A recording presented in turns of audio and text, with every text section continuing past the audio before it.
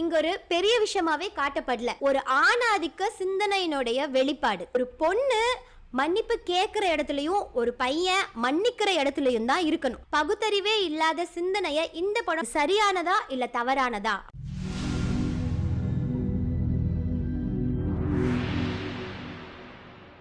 பாலாஜி மோகன் இயக்கத்துல Wunderbar magic frames ப்ரொடக்ஷன்ல Kajal Agarwal, Dhanush உள்ளிட்ட பலர் நடிச்ச மாரி திரைப்படத்தை தான் இன்னைக்கு ஹாட் டெஸ்ட் பண்ண போறோம்.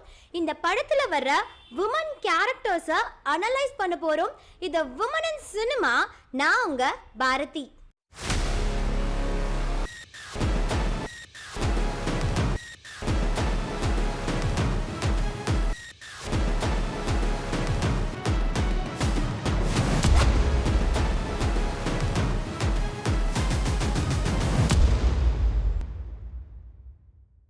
பெண்களுக்கு ஏற்படுற பாலியல் சீண்டல்களை இந்த படத்துல காமெடியாவோ காதலாவோ காமிச்சிருக்காங்களா அப்படின்னு பார்த்தீங்கன்னா, ஹீரோயினான ஸ்ரீதேவி இங்க வந்து ஒரு பொட்டிக் வச்சு நடத்திட்டு இருக்காங்க.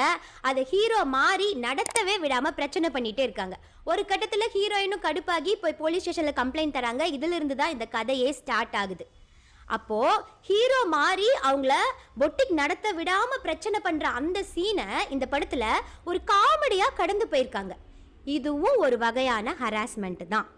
ஹீரோ ஹீரோயினோடைய பொட்டிக்ல போய் பிரச்சனை பண்றத இங்க ஒரு பெரிய விஷயமாவே காட்டப்படல. இது ஒரு ஆணாதிக்க சிந்தனையினுடைய வெளிப்பாடு. இந்த படத்துல ஹீரோயினுக்கு ஒரு கடத்துல ரியலைசேஷன் வருதுங்க, நம்ம பண்ணதெல்லாம் தப்பு அப்படின்ட்டு மாரிக்கிட்ட போய் மன்னிப்பு கேட்குறாங்க. ஆனா மாரிக்கு ஒரு ரியலைசேஷன் வர மாதிரியான ஒரு சீன் இதுல இல்லவே இல்லை. ஏன்னா இந்த சமுதாயத்தை பொறுத்தளவுக்கு ஒரு பொண்ணு மன்னிப்பு கேட்குற இடத்துலையும் ஒரு பையன் மன்னிக்கிற இடத்துலையும் தான் இருக்கணும். ஏன் அவர் ஹீரோப்பா, அவரை நாங்கள் படத்தில் கெத்தாக காட்டியிருக்கோம். அவர் போய் பொண்ணுக்கிட்டலாம் மன்னிப்பு கேட்டாருன்னா அந்த கெத்து போயிடாது. அப்புறம் ஹீரோவாக இருக்கிறதுக்கு என்ன மரியாதை அப்படின்னு சொல்லலாம். அப்புறம் நீங்கள் ஒரு சில கொஸ்டின்ஸ் கேட்கலாம், அவர் ஹீரோ, இந்த படத்தில் அவரை கெட்டவராகவே தான் நாங்கள் காமிச்சிருக்கோம் அப்படின்னு. ஆனால் ஒரு கட்டத்தில் அவர் நல்லவராக மாறுறாரு. அப்போ ரியலைசேஷன் வந்து சாரி கேட்டிருக்கலாம்ல அப்படிங்கிறது தான் என் கேள்வி. ஸோ இந்த மாதிரி விஷயங்கள் இந்த படத்தில் இருக்கிறதுனால ஹராஸ்மெண்ட்டுக்கு நம்ம தரக்கூடிய பாயிண்ட் 0. இந்த படத்துல பெண்களை ஒரு கவர்ச்சி பொருளா காட்டியிருக்காங்களா அப்படின்னு பாத்தீங்கன்னா, ஹீரோ ஹீரோயினை பார்த்து ஒரு டைலாக் சொல்றாரு, முதல்ல துப்பட்டாவை இறக்கி கீழே போடு. எதை மறைக்க துப்பட்டா போட சொன்னா எதை மறைக்க போடுறீங்க, இதுல ஃபேஷன் டிசைனிங் வேற அப்படின்னு ஒரு டைலாக். நான் ஒரே ஒரு விஷயம் சொல்றேன், ஒரு பொண்ணு அவளுடைய உடம்புல இருக்கிற இத்தினூண்டு சதை கூட தெரியாத மாதிரி ஃபுல்லா கவர் பண்ணி அவ ட்ரெஸ் போட்டாலும் ஒரு ஆண் அதை தப்பான மைண்ட் செட்டில் பார்த்தானா அவன் தப்பாக தான் பார்ப்பான். ஏதோ ஒரு கம்பத்துலேயோ இல்லை ஏதோ ஒரு மரத்துலேயோ ஒரு புடவை கட்டியிருந்தா கூட ஒருத்தங்க அதை தப்பான மைண்ட் செட்டில் பார்த்தாங்கன்னா அவங்க அதைய தப்பாக தான் பார்ப்பாங்க.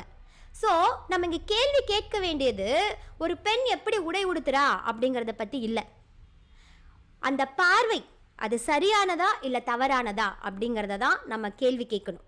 இந்த படத்தில் என்னதான் இந்த மாதிரியான டயலாக்ஸ் பேசியிருந்தாலும் ஒரு பெண்ணை கவர்ச்சியாக இந்த படத்தில் காட்டல. ஸோ அப்ஜெக்டிஃபிகேஷனுக்கு நம்ம தரக்கூடிய பாயிண்ட் 1. ஹீரோயின் அப்படின்னாலே ஒயிட் கேர்ள் தான்ப்பா.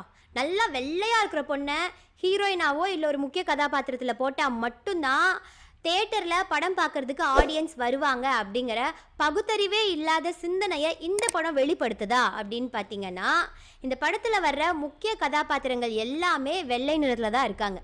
இந்த நிலத்துக்கான நிறமுடைய பெண் கதாபாத்திரங்கள் இந்த படத்தில் இல்லாதனால ரேசிசம்க்கு நம்ம தரக்கூடிய பாயிண்ட் 0. ஒரு பொண்ணு ஏதாவது ஒரு பெரிய விஷயம் பண்ணிட்டா கூட அவ பொம்பளை தானே அப்படிங்கிற ஒரு பார்வை இருக்கு.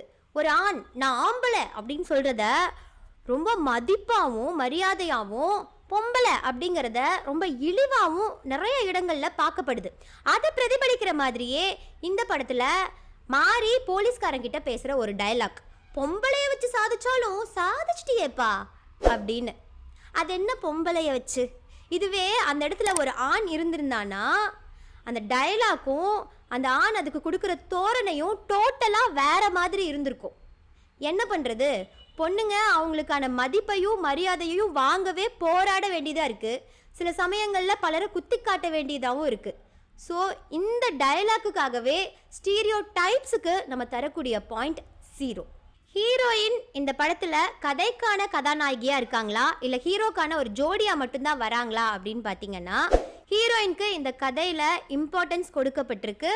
ஹீரோயின் இந்த கதையில ஒரு ஸ்ட்ராங்கான ரோல் ப்ளே பண்ணியிருக்காங்க. ஹீரோயின் செய்கிற ஒரு சின்ன விஷயம்னால தான் இந்த கதையே நகர்ற மாதிரி இருக்கிறதுனால ஸ்பேஸுக்கு நம்ம தரக்கூடிய பாயிண்ட் 1.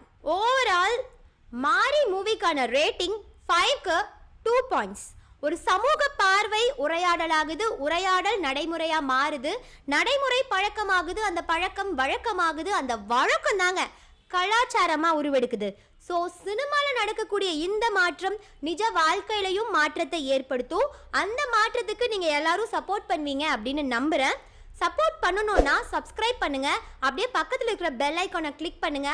நாங்கள் அடுத்தடுத்த போடுற வீடியோஸ் உங்களுக்கு நோட்டிஃபிகேஷனில் வரும். இன்னும் அடுத்த வீடியோஸில் நம்ம சந்திக்கலாம். அது வரைக்கும் உங்களிடமிருந்து விடைபெறும் நான் பாரதி.